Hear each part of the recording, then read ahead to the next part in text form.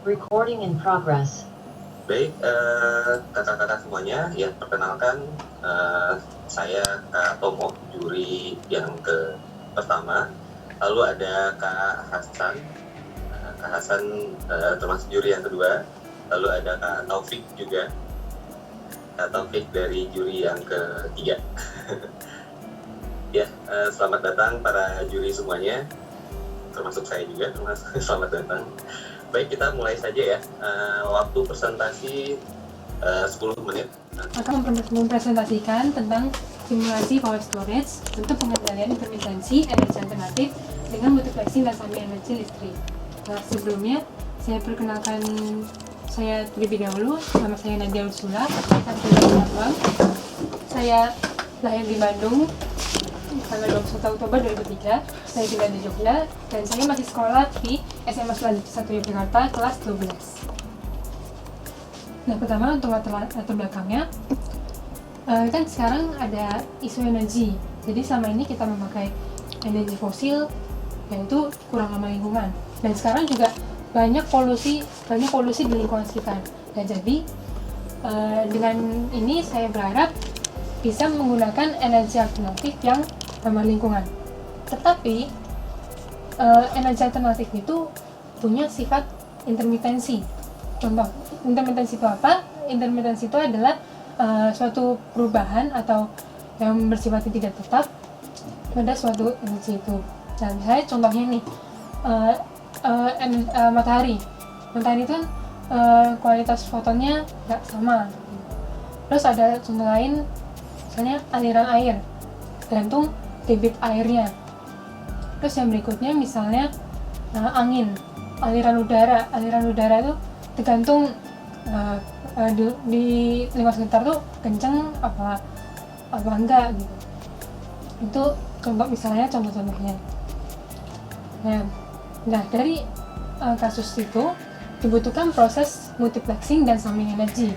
Nah, multiplexing itu adalah suatu dianggapnya seleksi, semacam seleksi gitu, energi diseleksi. Terus untuk summing adalah penggabungan power energi. Nah, berikutnya dari semua proses itu akan menghasilkan suatu daya listrik yang berkelanjutan. Nanti akan digunakan pada power storage itu. Ya, ini seperti gambarannya seperti ini. Nah, untuk cara kerjanya, pertama-tama semua energi alternatif ini masuk ke dalam sistem. Ya, di sini saya simulasikan. Nah, saya di sini ada, misalnya contohnya ada solar panel atau fotovoltaik, terus ada termoelektrik di sini, ada pelantir, terus kemudian ada microhydro atau water flow, sini kelihatannya, terus ada magnetic induction. Jadi magnetic inductionnya di sebelah belakang sana. Nah, kemudian setelah semua energi alternatif ini masuk dalam sistem, nah ini akan diproses, semuanya disearahkan. Kemudian masuk proses multiplexing dan summing energy. Nah, di sini sebelum multiplexing ini yang saya jelaskan tadi, diseleksi. Semua energi yang masuk ini diseleksi, kemudian digabungkan. Ya, nanti semuanya dikontrol dalam proses ini. Nah, kemudian dari hasil proses ini akan menghasilkan daya listrik yang berkelanjutan. Kemudian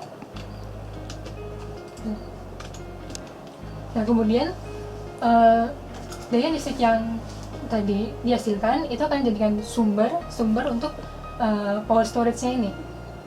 Di sini saya simulasikan dengan kapasitor. Nah, sebenarnya bisa dengan baterai, tetapi kalau dengan baterai bisa lama simulasinya. Jadi baterai dan kapasitor ini bedanya di time constantnya. Kalau dengan kapasitor kita bisa melihat proses pengisian dan pengosongannya tuh bisa lihat secara cepat. Kalau dengan baterai agak lama gitu. Makanya saya simulasinya menggunakan kapasitor. Nah, kemudian ada beban nih. Nah kalau misalnya nih, kalau energi utamanya ini tidak mencukupi, maka power storage ini akan berguna menjadi cadangan, sebagai cadangan energi. Jadi power storage ini menjaga keberlanjutan suplai energi. Jadi energinya tetap berjalan, tetap ada gitu.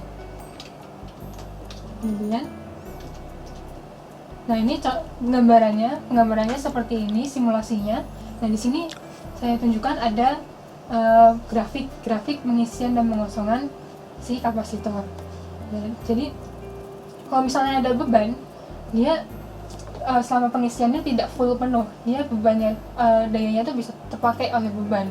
Tapi jika tidak ada beban yang masuk, dia mengisinya itu full. Kemudian untuk implementasi peraga ini, nah simulasi power storage ini bisa diterapkan pada penggunaan energi listrik dalam skala rumah tangga dalam masa depan. Nah misalnya nih, desain rumah ini didesain misalnya atapnya itu dikasih solar panel, jadi fotonya masuk dari atas.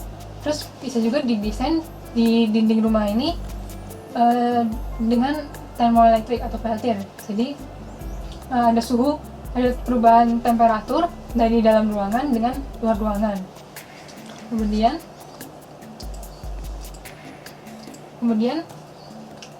di dinding rumah ini bisa juga disisipkan dengan baterai. Nah, baterai ini kan mungkin berkembang, pasti berkembang. Mungkin di masa depan bisa aja di dinding baterai ini bisa didesain dan disisipkan dalam dinding rumah. Kemudian untuk instalasi airnya kan bisa dari aliran pompa, bisa dari sungai, ya mungkin yang tinggalnya di daerah dekat-dekat sungai, pinggiran gitu. Nah, kurang lebih gitu. Nah, terus untuk penyebab baterainya di sini saya simulasikan ada generator baterai. Nah, masyarakat di masa yang akan datang diharapkan memiliki kemandirian energi listrik yang berasal dari sumber energi alternatif di lingkungan sekitar.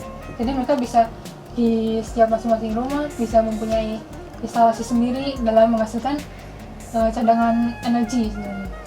Nah, power storage system akan menjamin ketersediaan energi listrik yang dibutuhkan rumah tangga sebagai cadangan. Sekian dari saya, terima kasih. Baik, mungkin sebelum saya dipersilakan dulu sedikit yang pengen ditanyakan. Ini kan saat ini semua teknologi itu susah disatuin jadi satu. Kalau artian kalau di Indonesia itu kan memang tropis, mungkin solar panel cocok, tapi di sisi yang lain baterai masih sangat mahal. Kemudian angin memang ada, cuma kan di daerah tertentu. Kalau kita di daerah Sulawesi yang ujung sana itu intensitas anginnya cukup, baru bisa menggerakkan balik-balik. Dan air apalagi itu kan baru ada di lokasi tertentu yang punya ketinggian dan sebagainya. Nah, gimana adik Nadia menganggap atau membayangkan masa depan bahwa idenya ini bakalan visible, bakalan bisa digunakan secara real? Mungkin ada sedikit argumentasi yang bisa diberikan ke kami. Oke, bagi saya ini kan sebenarnya hanya masih simulasi ya. Ini saya ambil simulasinya dengan ada solar panel, dengan photovoltaik, ada dengan water flow. Itu hanya sebenarnya simulasi. Nah, jadi untuk implementasinya itu memang benar untuk di daerah lingkungan sekitar, tergantung lingkungan sekitar ya. Misalnya kalau anginnya mendukung, bisa dengan aliran udara itu bisa dipakai. Terus untuk yang misalnya tinggalnya dekat aliran sungai atau dekat yang air yang deras itu bisa juga pakai dengan water flow. Jadi yang pasti lebih dekat dengan, tergantung juga lingkungan sekitarnya. ya. Terus untuk solar panel ya memang setiap rumah mungkin bisa dengan solar panel, itu bisa pasti. Nah terus untuk terkait dengan baterai, nah baterai itu kan nantinya berkembang kan ya.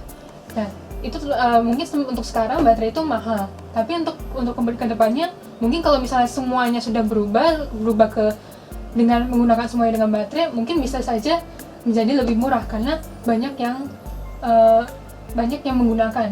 Bisa mungkin ke depannya bisa gitu, tergantung perkembangan zamannya seperti apa. Terima kasih. Ya, thank you Ade Nadia. Satu lagi kalau boleh, ini dapat ide awalnya seperti apa sih, dan kenapa Ade Nadia akhirnya munculkan yang semacam ini? Ya, jadi itu sebenarnya ingin menyimpan energi ya. Jadi misalnya nih kalau di rumah energi utamanya tuh tidak mencukupi, jadi kayak misalnya kadang drop, kadang enggak gitu. Mungkin kita harus pasti punya cadangan energi. Misalnya nih tiba-tiba kita tiba-tiba mati listrik, ya pasti butuh cadangan energi biar tidak mati total. Jadi saya mengeluarkan ide untuk gimana sih setiap rumah atau setiap masyarakat itu punya cadangan energi sendiri. Terus mereka bisa melakukan proses sendiri, jadi tahu prosesnya gimana membuat cadangan energi sendiri bagaimana. Terus saya menggunakan energi alternatif karena isu lingkungan itu. Jadi kan kalau energi alternatif kan mengambil dari lingkungan sekitar. Kalau sekarang kan udah ada masih banyak polusi udara gitu, jadi ya lebih baik menggunakan energi yang ramah lingkungan. Itu dari saya. Terima kasih. Terima kasih. Silakan Kak Tomo. Baik. Pertanyaannya mungkin langsung ke Juli berikutnya. Ya, baik. Assalamualaikum warahmatullahi wabarakatuh. Selamat pagi. Ya, ini idenya sih canggih ya. Jadi dalam artian, ini bisa jadi PLN nanti nggak ada buktinya nih kalau gini.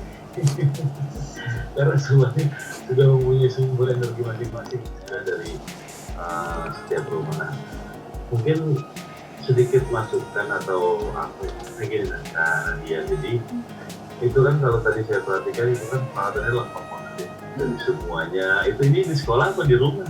Di rumah. Oh di rumah. Iya. Wah, itu udah bisa ngoprek sendiri berarti. Iya. Nah mungkin adakah hal-hal nanti mungkin kedepannya ini sudah oke gitu ya, gitu. Kedepannya itu bisa menggunakan alat-alat yang simpel, karena kebanyakan besar memang sebagian orang itu kan tidak ada peralatan. Iya.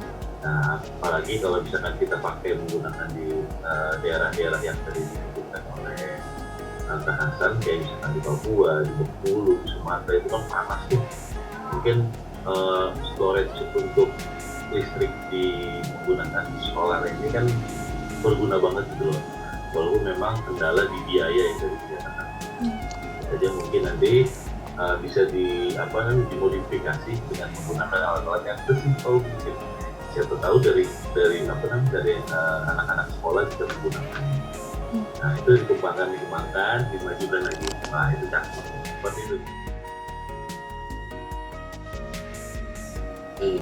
Ya, Nadia, terima kasih Kak Taufik. Ya, Kak Nadia, kalau dari saya ini ide yang bagus. Saya pernah mengimplementasikannya untuk yang energi air ya, di suatu daerah yang memang itu kekurangan sekali untuk pencahayaannya. Walaupun saya cuma berhasil menghidupkan satu lampu doang karena dia gitu. Jadi dari mata air saya alirkan dengan ketinggian lumayan 10 bar. Itu berarti 10 meter lah ya, kurang lebih lah ya. Nah itu bisa menghidupkan hanya satu. Nah ini dia prosesnya kan di sini kan ya Kak. Jadi semua energi yang masuk ini nanti disarahkan. Jadi disarahkan, kemudian diproses di multiplexing dan summing energi itu. Nah tadi kan yang multiplexing itu kan di istilahnya kan anggapannya diseleksi dan digabungkan. Nah misalnya nih kemudian tadi kan seleksi dan digabungkan, kemudian masuk sistem pengontrolannya. Nah, jadi di sini saya ada contoh, di sini ada settingannya. Jadi misalnya nih kita mau butuh energinya berapa banyak. Terus misalnya kita setting ini dalam tegangan ya. Jadi kita misalnya mau tegangannya 20 settingannya. Ya udah kita settingannya 20. Terus untuk energi yang masuk ini kan macam-macam tuh. Misalnya di sini ada contohnya termoelektrik sekitar 7,5 volt, fotovoltaiknya 18, terus water flow lagi gak jalan ya water flow-nya. Terus untuk magnetic induction-nya 10 volt. Nah, jadi dari semua energi yang masuk ini akan diproses ya, dimultiplikasi dan samping itu. Jadi dipilih mana yang dominan. Misalnya fotovoltaik paling dominan 18. Ya udah, jadi masuk paling yang bisa energi yang ini dapat diproses, kemudian disimpan dalam power storage ini. Dapat disimpan ke dalam power storage ini. Jadi settingannya 20. Nah, terus ini disetting agar ini kan tadi kan si energi alternatif itu kan sifatnya berubah, intermitensi. Nah, jadi gimana sih bersifat mau nyeting energi yang masuk ini bisa tetap gitu. Jadi saya setting dengan maunya berapa.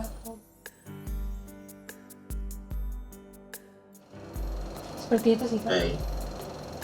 Oke, cukup jelas ya untuk penjelasannya. Baik, terima kasih Kak Nadia atas presentasinya. Ya, sama-sama, Kak. Kategori bisa dia Piala Juara AMLab Science Contest 2021. Yuk kami persilakan. Kita akan sama-sama melihat terlebih dahulu video sains kategori SMA.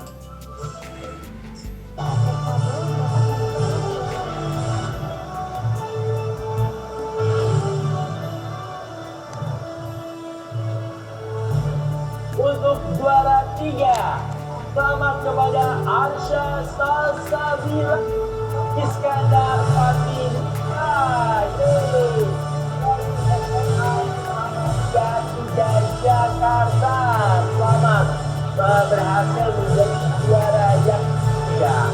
Kemudian selanjutnya untuk juara kedua, selamat kepada Dana Waspandia dan Alfiansyah Putra dari SMK Negeri 2 Kota Bekasi.